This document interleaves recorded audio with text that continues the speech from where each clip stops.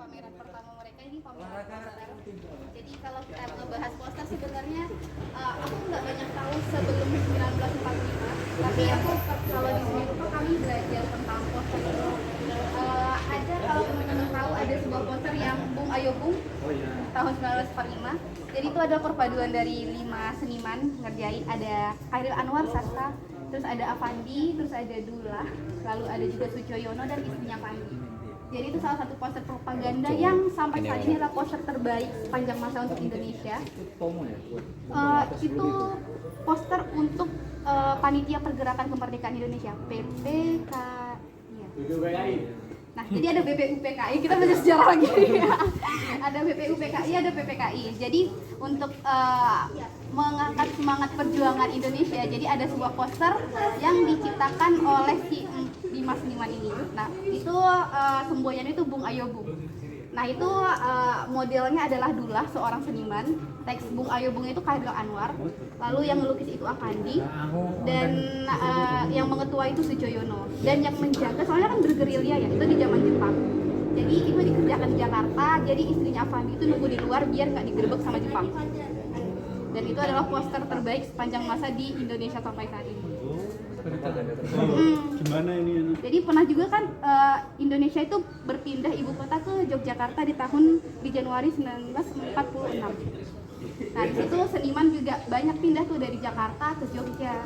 Nah, ada sebuah organisasi atau kelompok atau kolektif namanya Seniman Muda Indonesia, dan seniman muda Indonesia itu banyak menciptakan poster juga sih, poster-poster propaganda tentang mengangkat revolusi, tentang semangat perjuangan bangsa. Soalnya itu di masa dimana Belanda datang lagi ke Indonesia, dia mengambil alih Jakarta, dan Yogyakarta tepatnya di Gedung Agung kan menjadi pusat ibu kota Yogyakarta.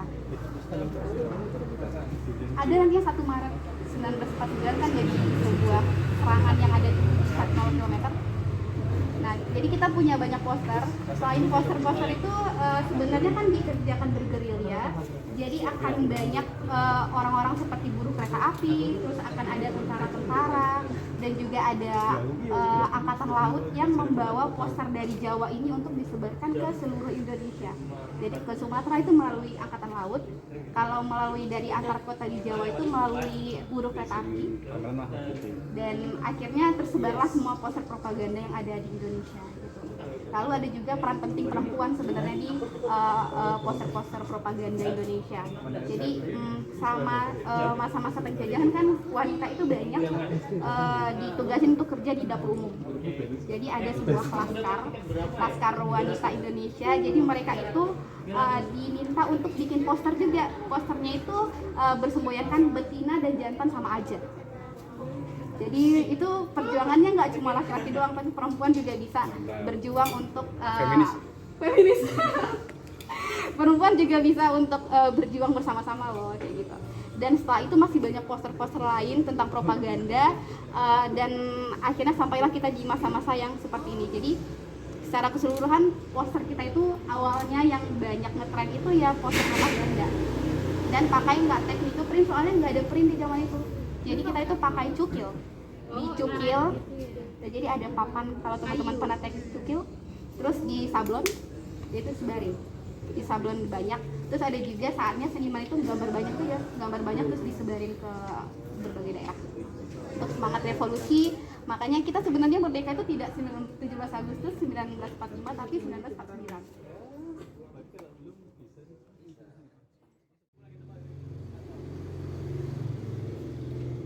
Halo teman-teman semua, perkenalkan aku Rusdi, aku dari Inisiator Yogyakarta.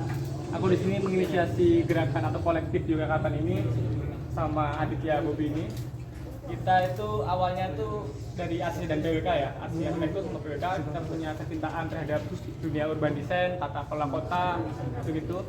Terus kita juga suka ilustrasi itu kebetulan nggak kan? Kebetulan. Habis itu kita tuh mikir tuh pada dulu tuh gimana sih ya cara ilustrator itu menyampaikan keluh kesahnya terhadap kota gitu. Bagaimana ya cara ilustrator itu merangkum sebuah keindahan kota atau masalah-masalah di dalamnya gitu. Itu kita pengen tuh pertama gitu, tapi kita nggak punya istilahnya, nggak punya wadah, nggak punya formatnya gitu.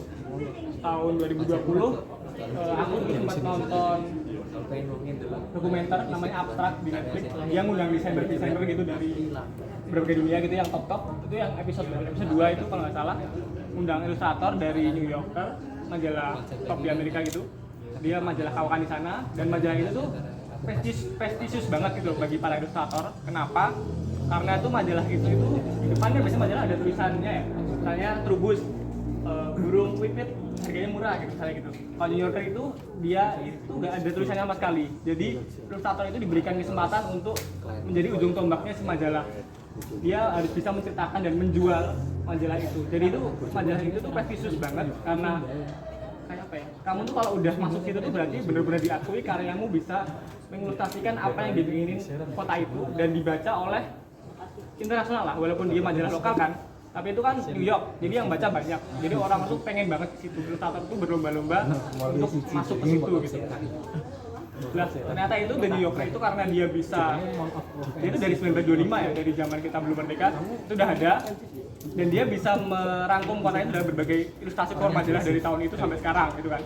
Terus banyak kota-kota tuh yang ikut meniru semangatnya itu, semangat merangkum kotanya itu gitu. Terus muncullah namanya The Tokyoiter. Itu gerakan untuk menggambarkan kota Tokyo dalam sebuah format yang mirip-mirip majalah, atau istilahnya Fox magazine atau magazine palsu gitu. Terus dari Tokyo itu ada Paris, terus kota-kota lainnya kayak Milan, terus Madrid, Barcelona dan lain-lain. Terus kita karena dapat info dari itu tuh kita tertarik, kayaknya di Jogja belum ada nih, di Indonesia belum ada. Ya udah kita buat aja gitu. Terus aku sama Adit kita sambil cari-cari ilmu, cari-cari teman, cari-cari network gitu, kira-kira buatnya gimana di mana. Terus tahun lalu kita buka submisi gitu. Alhamdulillah kita 20 orang masuk. Nah itu rencananya 2022 tuh akhir tahun pameran. Tapi kebetulan duitnya terbatas, terus baru bisa tahun ini gitu. Ya, alhamdulillah ini saat ini kita bisa pembukaan pameran yang pertama gitu.